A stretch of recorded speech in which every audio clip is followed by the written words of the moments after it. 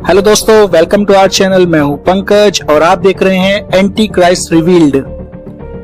दोस्तों, आज इस वीडियो में हम डिटेल में जानेंगे कि एंटी क्राइस्ट कौन हो सकता है, वह कहां से आएगा और किस तरह वो इस दुनिया पर अपनी मनमानी करेगा और खुद को परमेश्वर से ऊपर ठहराएगा। दोस्तों, हम अक्सर ये सुनते आए हैं कि एक दिन ये दुनिया खत्म हो जाएगी और जैसे हर चीज की शुरुआत होती है वैसे ही उसका अंत भी होता है और एक दिन ये पृथ्वी नष्ट हो जाएगी। एक दिन इस पृथ्वी के सारे रिसोर्सेज खत्म हो जाएंगे।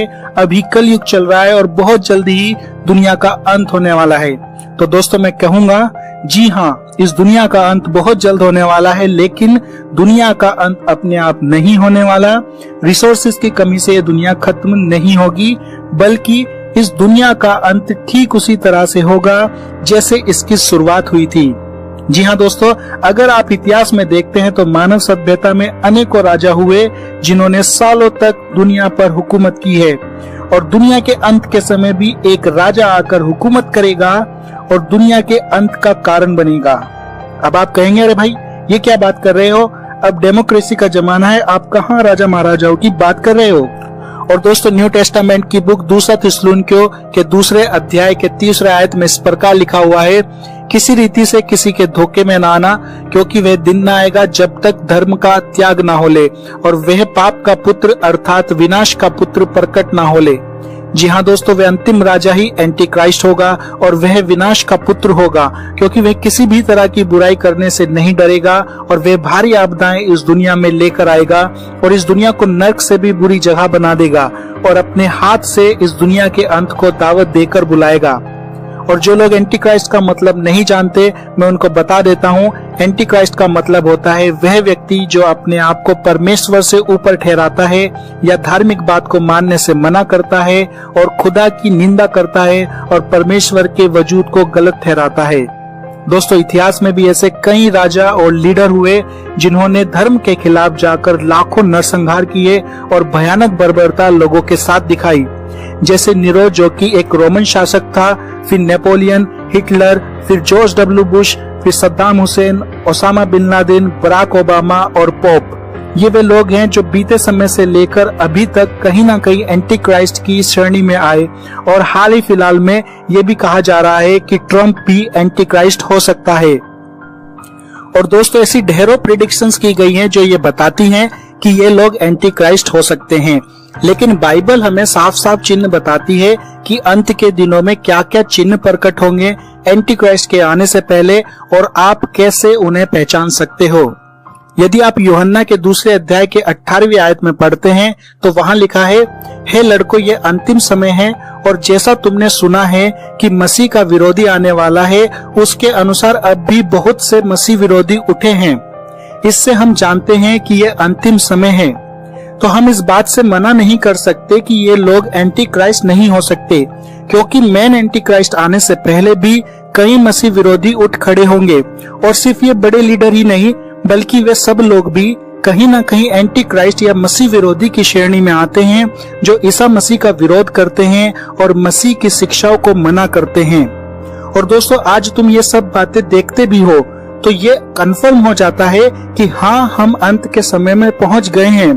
तो अगर हम बाइबल के अनुसार चिन्हों को देखें तो ये साफ साफ हम समझ सकते हैं कि एंटी क्राइस्ट कौन है और वे कहां से आएगा और कब आएगा। दोस्तों, अगर आप प्रकाशित वाक्य की किताब में 13वें अध्याय को पढ़ते हैं तो यहाँ पर यह बताया गया है कि एंटी क्राइस्ट एक नहीं बल्कि 2 हैं। एक बड़ा एंटी क्राइस्ट है और एक छोटा एंटी क्राइस्ट। और क्योंकि प्रकाशित वाक्य में बताई गई बातें प्रतीकों के रूप में हैं, तो इन प्रतीकों को समझकर हम ये क्लियरली समझ पाएंगे कि हाँ, वह एंटी क्राइस्ट कब आने वाला है और कौन है। तो प्रकाशित वाक्य के 13वें अध्याय में लिखा है, तब मैंने एक पशु को समुद्र में से निकलते हुए देखा, जिसके 10 सींग और 7 सिर थे। उसके सींगों पर 10 राजमुकुट थे और उसके सिरों पर परमेश्वर की निंदा के नाम लिखे हुए थे। दोस्तों, समुद्र में से निकलने का मतलब होता है पूरी दुनिया में से आना, क्योंकि दुनिया के सभी देश जियोग्राफिकली देखें तो एक विशाल समुद्र के ऊपर पड़े हैं। तो वह पशु पूरे वर्ल्ड की सहमति से आएगा और उसके 10 सींग थे और 7 सिर थे और सींगों पर 10 राजमुकुट थे। दोस्तों सिंहों को शक्ति का प्रतीक माना जाता है और राज मुकुट देश को शो करता है। और दुनिया में टोटल 7 महाद्वीप हैं, तो वह पशु 7 कॉन्टिनेंट्स के 10 बड़े देशों के प्रेसिडेंट के समर्थन से आएगा। और इतिहास में शुरू से अभी तक टोटल 7 बड़े राज्य उदय हुए हैं। नंबर 1 मिस्र का राज्य, फिर सीरिया, फिर बेबीलोन किंगडम, उसके बाद मिडो पर्शिया यानी फारसियों का राज्य, फिर ग्रीक यानी यूनानी राज्य काल, उसके बाद रोम यानी रोमन्स किंगडम, फिर अभी जो राज्य चल रहा है दोस्तों वो रोमन कैथोलिक्स कह सकते हैं, रोमन कैथोलिक्स चल रहा है। तो अंत के समय में यह एंटी क्राइस्ट इन 7 राज्यों को मिलाकर अपना राज्य लेकर आएगा। और इसी में आगे लिखा है, और उसके सिरों पर परमेश्वर की निंदा के नाम लिखे हुए थे। दोस्तों हम इतिहास में देखते हैं कि इन राज्यों का अंत परमेश्वर के विरोध में किए हुए कार्यों के कारण ही हुआ था, और आज भी परमेश्वर की निंदा में पूरे विश्व में कार्य किए जा रहे हैं। दोस्तों आगे लिखा है, जो पशु मैंने देखा वह चीते के समान था, और उसके पांव भालू के से और मुंह सिंह का सा था। उस अजगर ने अपनी सामर्थ और अपना सिंहासन और बड़ा अधिकार उसे दे दिया। और सेम ऐसे ही पशु के बारे में ओल्ड टेस्टामेंट में, जो कि हजारों साल पहले लिखी गई थी, दानियल नबी की किताब के 7वें अध्याय में पढ़ते हैं, तो वहां पर भी दानियल जंतुओं के बारे में स्वप्न देखता है, और वे जंतु भी समुद्र में से निकल रहे थे। दानियल नबी के 7वें अध्याय के 17वें आयत को यदि हम पढ़ते हैं, तो यहाँ पर ये साफ साफ बातें लिखी हुई हैं कि ये 4 जंतु क्या थे, और उन 4 बड़े जंतुओं का अर्थ 4 राज्य हैं जो पृथ्वी पर उदय हुए। तो यहाँ पर हम साफ साफ देख सकते हैं कि वो 4 बड़े जंतु 4 बड़े राज्य थे। और ठीक ऐसा ही सपना राजा नबूकदनेस्सर ने भी देखा था, जो दानियल नबी के जमाने में ही था। उस सपने में उसने एक बड़ी मूर्ति देखी थी, जिसका सिर सोने का था, जिसकी छाती चांदी की थी, उसका पेट और जांघें पीतल की थी, जिसकी टांगे लोहे की और पैर लोहे और मिट्टी के थे।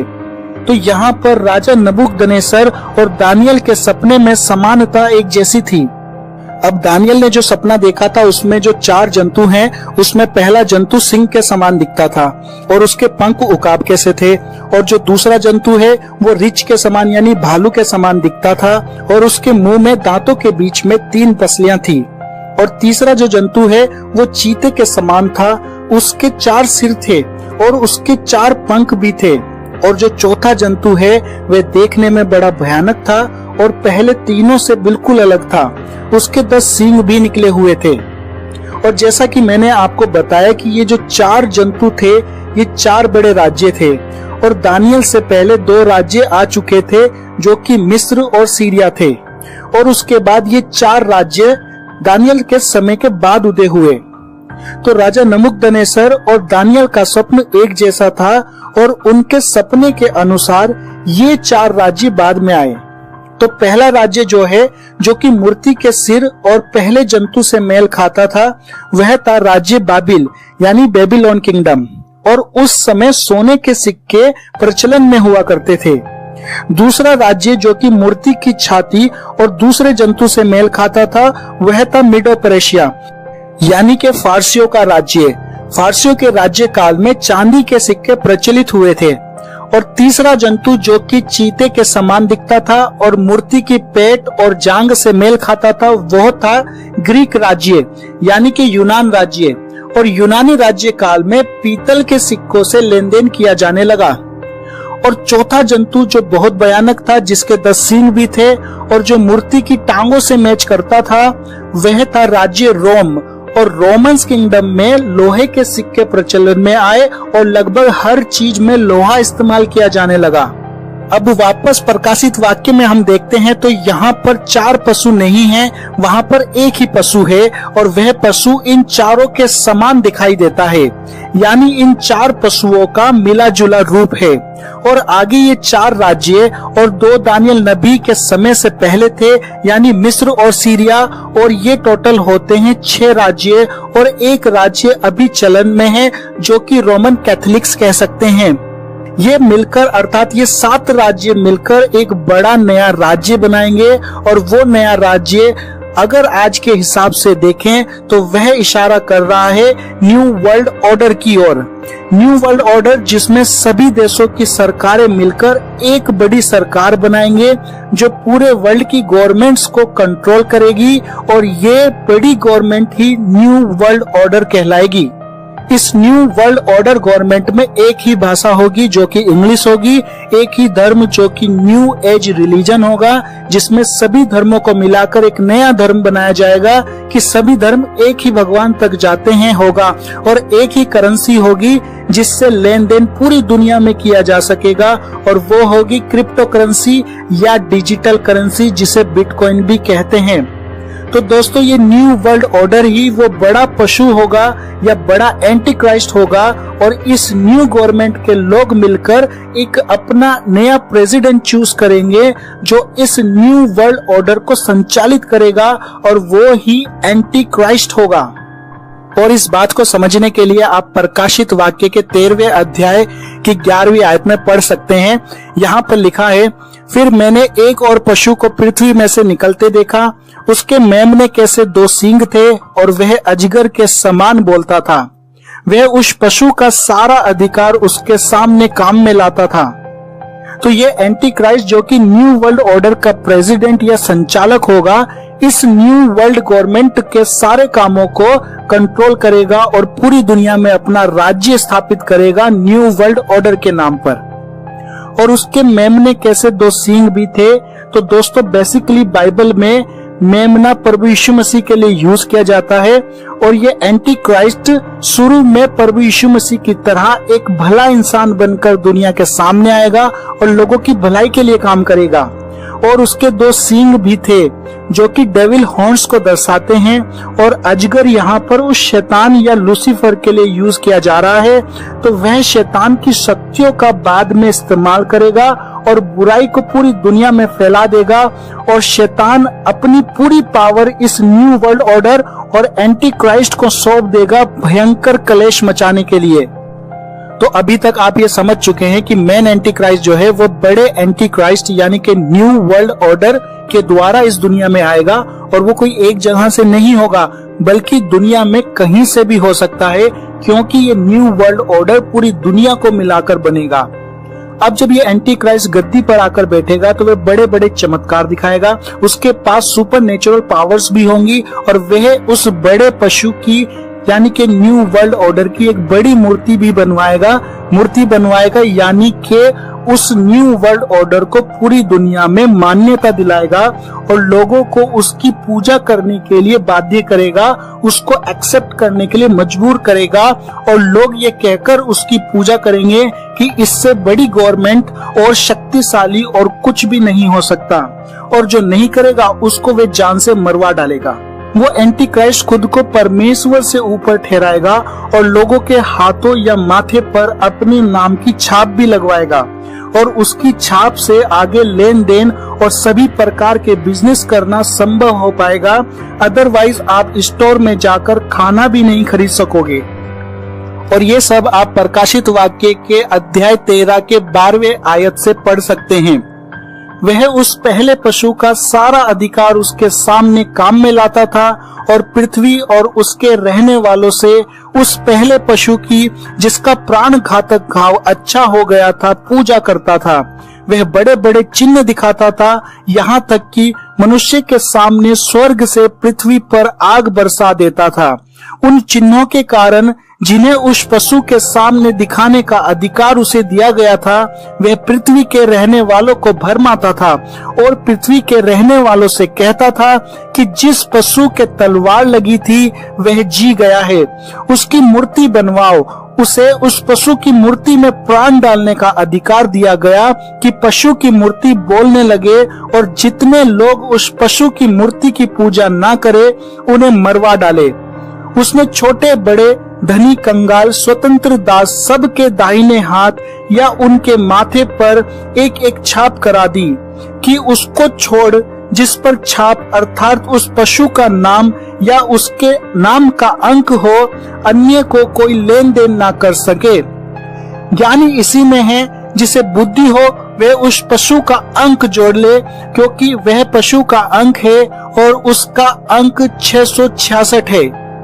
तो यहाँ पर जो न्यू वर्ल्ड ऑर्डर है या बड़ा पशु है, उसके सिर पर एक प्राण घातक घाव लग जाता है और वह अचानक ठीक हो जाता है और लोग उस पशु की पूजा करने लगते हैं। इसका मतलब यह हो सकता है कि अभी अगर आप करंट में देखें तो यूरोप यूनियन पूरे वर्ल्ड को लीड करता है और वह नहीं चाहता कि उससे ऊपर न्यू वर्ल्ड ऑर्डर को लागू किया जाए, और ऐसा होगा कि यूरोप यूनियन इस न्यू वर्ल्ड ऑर्डर को मिटाने का पूरा प्रयास करेगा।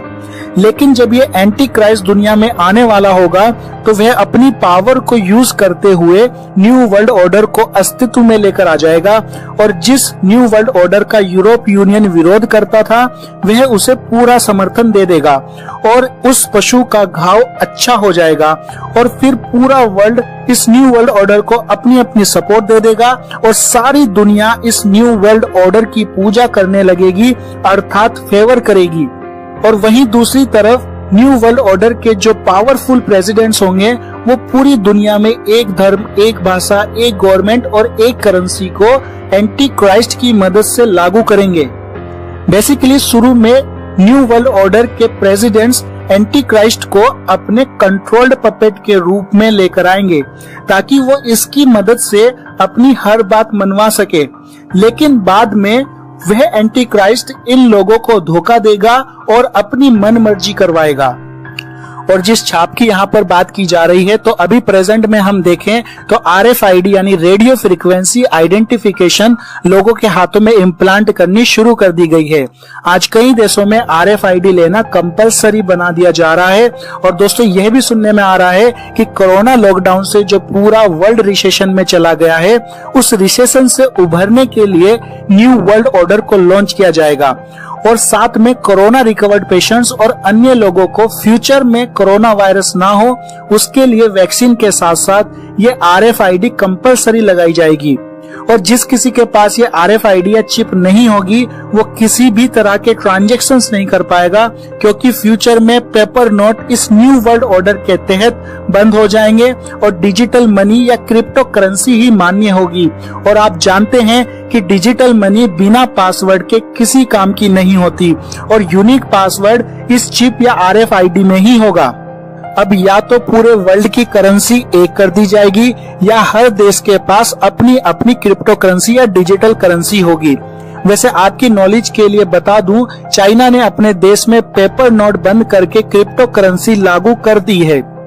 और दोस्तों इस एंटी क्राइस्ट की छाप यानी 666 को लोगों के अंदर एक फैशन बनाने के लिए ये secret society film, music, television ads के द्वारा बड़ा कूल फैशन बनाने के लिए हमारे जहन को तैयार सालों से करते आ रहे हैं, ताकि जब ये अपने इस एजेंडा को अंजाम दें तो लोग इसका विरोध ना करें, बल्कि खुशी खुशी ये RFID या शैतान की छाप आसानी से लेना शुरू कर दें। दोस्तों आपको क्या लगता है कि ये कोरोना वायरस का ड्रामा क्यों रचा गया? मुझे कमेंट बॉक्स में जरूर बताइए। वैसे मेरे हिसाब से तो ये कोरोना ठीक करते करते ये लोग न्यू वर्ल्ड ऑर्डर को लागू कर चुके होंगे, और न्यू वर्ल्ड ऑर्डर के लिए ही इन्होंने ये सारा ड्रामा क्रिएट किया है। अब दोस्तों बात कर लेते हैं कि ये एंटी क्राइस्ट कौन होगा और कहां से आएगा। तो अगर आप बाइबल में पढ़ें तो उसमें दानियल के अध्याय 11 की 21 आयत में लिखा है, उसके स्थान में एक तुच्छ मनुष्य उठेगा जिसकी राज्य प्रतिष्ठा पहले तो ना होगी, तो भी वह चैन के समय आकर चिकनी चुपड़ी बातों के द्वारा राज्य को प्राप्त करेगा। तो वह एंटी क्राइस्ट, जैसा कि मैंने पहले ही बताया कि वह न्यू वर्ल्ड ऑर्डर के लिए एक पपेट की तरह बनकर आएगा, यानी कि न्यू वर्ल्ड ऑर्डर के प्रेसिडेंट्स की नजरों में वह सिवाय तुच्छ मनुष्य या पपेट के अलावा कुछ ना होगा। लेकिन वह हो सकता है कि एक मुस्लिम कंट्री से आया हुआ यहूदी हो, क्योंकि वह एंटी क्राइस्ट यहूदियों के लिए मसीहा की भूमिका में आएगा, क्योंकि कुछ यहूदियों ने आज तक भी यीशु को अपना मसीहा नहीं माना है और वे आज भी अपने मसीहा का इंतजार कर रहे हैं। और वह मुस्लिम कंट्री से भी हो सकता है, इसलिए हो सकता है क्योंकि कुरान के हिसाब से अंतिम नबी, जिसे वे मेहदी कहते हैं, आएगा और पूरे विश्व के धर्मों को इस्लाम में मिला देगा और नया इस्लाम यानी न्यू एज रिलीजन बनाकर पूरी दुनिया पे राज्य स्थापित करेगा। तो हाँ, मैं यही कह सकता हूँ कि वो एक मुस्लिम यहूदी हो सकता है। और ये एंटी क्राइस्ट और न्यू वर्ल्ड ऑर्डर के सभी प्रेसिडेंट्स हाइब्रिड ह्यूमंस होंगे, यानी सुपर नेचुरल पावर वाले होंगे, इमॉर्टल होंगे, कभी ना मरने वाले, क्योंकि ये इस तरह की मेडिसिन और ड्रग्स डेवलप कर चुके हैं जिससे कि ये लोग इमॉर्टल बन सकते हैं। और इस बात की पुष्टि बाइबल भी करती है। प्रकाशित वाक्य के अध्याय 20 को अगर आप पढ़ते हैं तो वहां पर लिखा है, वे पशु और उसके साथ वे झूठे भविष्यद्वक्ता पकड़ा गया जिसने उसके सामने ऐसे ऐसे चिन्ह दिखाए थे जिनके द्वारा उसने उनको भरमाया, जिस पर उस पशु की छाप थी और जो उसकी मूर्ति की पूजा करते थे। ये दोनों जीते जी उस आग की झील में जो गंधक से जलती थी डाले गए। और दोस्तों, जीते जी इमॉर्टल व्यक्ति को ही डाला जा सकता है, यानी कि ये लोग अंत के समय में खुद को परमेश्वर से ऊपर साबित करने की कोशिश करेंगे और खुद को अनश्वर बना लेंगे। वे सुपर नेचुरल पावर वाला एंटी क्राइस्ट लोगों को बड़े बड़े चिन्ह दिखाकर चमत्कार दिखाएगा, यहाँ तक कि वह मरे हुओं को भी शैतान की शक्ति से दोबारा जीवित करके दिखाएगा, क्योंकि उसको अंतिम समय में शैतान अपनी पूरी ताकत दे देगा। और अगर आपको ये सब इम्पॉसिबल लग रहा है तो आप ह्यूमन क्लोनिंग के बारे में रिसर्च करके देखिए, और MK अल्ट्रा प्रोजेक्ट पर मैंने ऑलरेडी वीडियो बनाई हुई है, उसे देखकर भी आपको सुपर ह्यूमंस के कॉन्सेप्ट को समझने में मदद मिलेगी। अब अगर बात करें कि एंटी क्राइस्ट कब आएगा, तो दोस्तों जैसे ही न्यू वर्ल्ड ऑर्डर अस्तित्व में आएगा वैसे ही एंटी क्राइस्ट भी रिवील्ड हो जाएगा। और हो सकता है कि वह न्यू वर्ल्ड ऑर्डर आ चुका हो और पूरी तरह से सामने ना लाया गया हो। दोस्तों, एक बात तो हमें समझने की जरूरत है कि शैतान हमेशा से परमेश्वर के विरोध में काम करता आया है और वह हर चीज को उल्टा करता है जो परमेश्वर ने किया है। जैसे परमेश्वर सत्य है तो वह हमेशा झूठ बोलता है। खुदा ने ये दुनिया बनाई है तो वह इस दुनिया को डिस्ट्रॉय करना चाहता है। जैसे प्रभु यीशु परमेश्वर का पुत्र है तो वह भी एंटी क्राइस्ट को अपने पुत्र के रूप में लेकर आएगा। जैसे यीशु ने मरे हुओं को जिलाया वह भी मरे हुओं को जिलाएगा। और जैसे प्रभु यीशु सत्य, मार्ग और जीवन है तो वह भी शुरू में एक नेक इंसान बनकर दुनिया के सामने आएगा और चमत्कार करेगा, और फिर बाद में दुनिया का सबसे बुरा इंसान बनकर जीवन की जगह मौत का राज्य स्थापित करेगा। दोस्तों, जैसे प्रभु यीशु ने कहा कि मेरी लड़ाई लहू और मांस की नहीं है बल्कि आत्मा में है, तो वह इसका उल्टा अंतिम लड़ाई लहू और मांस में लोगों के साथ लड़ेगा। जैसे प्रभु यीशु कभी भी अपने लोगों को रैप्चर के लिए लेने आ सकता है, वैसे ही एंटी क्राइस्ट भी अचानक से अपने आप को प्रकट करेगा। अब ये आपके ऊपर है कि आप जागरूक हैं या नहीं। क्या आप प्रभु यीशु की आत्मा के द्वारा बचाए गए हैं या नहीं? क्या आप यीशु के वे लोग जो उस एंटी क्राइस्ट की छाप नहीं लिए हुए हैं और उस पशु की पूजा नहीं करते थे, वे महाक्लेश के शुरू होने से पहले प्रभु यीशु के द्वारा उठा लिए गए और उन्होंने उद्धार और अनंत जीवन पाया। तो क्या आप उस अनंत जीवन और उद्धार के लिए तैयार हैं या नहीं? क्योंकि जितनों के भी नाम उस जीवन की पुस्तक में लिखे होंगे वे शैतान की छाप यानी मार्क ऑफ द बीस्ट को एक्सेप्ट नहीं करेंगे, और उनके लिए अंतिम समय घबराने का नहीं बल्कि खुश होने का है, क्योंकि यही वो समय है जब उनका प्रभु उनको लेने आएगा।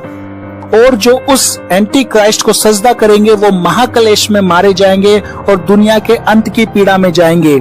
चॉइस इज योर, चुनाव आपका है। आप क्या चुनते हैं, सत्य को या झूठ को, जीवन को या मृत्यु को?